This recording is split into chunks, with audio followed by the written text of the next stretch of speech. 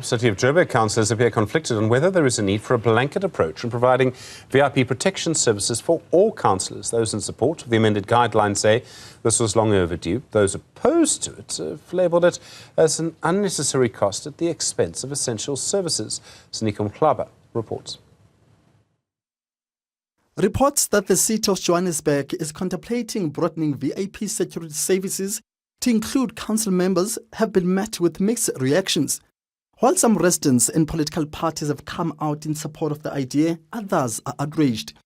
The coalition that includes ANC, EFF and some smaller parties have been accused of misusing VIP services.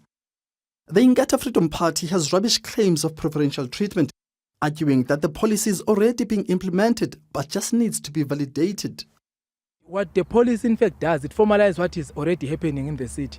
The councillors who have a risk around their positions and around their life and their families in the area, in their areas of residence, they are provided with protection. So it has been happening in the city. It's just that there hasn't been a policy that guides on how that should be happening.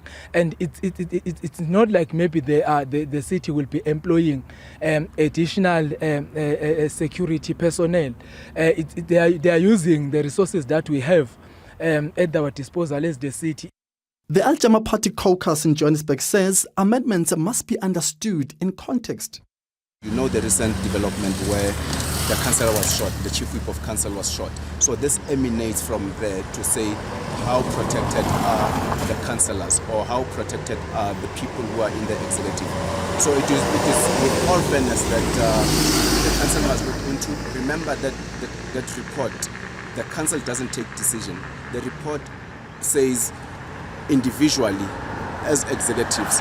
So you will write a proposal to SEPS, and then SEPS will come and do the analysis.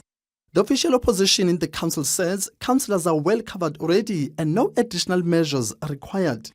There's no need for the VIP protection. The VIP protection policy comes with a vehicle and additional personnel. Now imagine if that is a blanket extended to all councillors and not being clear as to why the initial councillor protection policy is now redundant.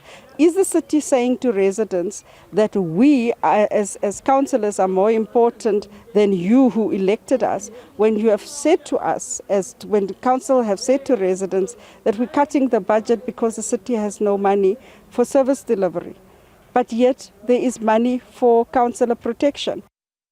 Residents from police service communities are worried about these reports, considering their daily struggles. They feel the city officials should also think about the needs of the residents they serve.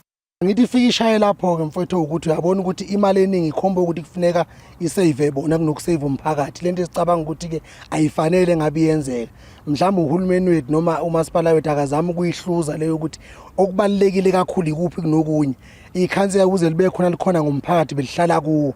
So uma ngabe kunesidingo kunerisk is okay ukuthi mhlambe kube naloko kuqasha kwalo, kodwa okubalekile mhlambe akake bezama ukugxila kakhulu endabeni yokuthi ikhansela ngabe liyayisa and service delivery emphakathini ngoba ikona okubalekile kakhulu kunaloko. Angicabanga ukuthi linganezitha umphakathi ungaphenduka isitha sekhansela without reason.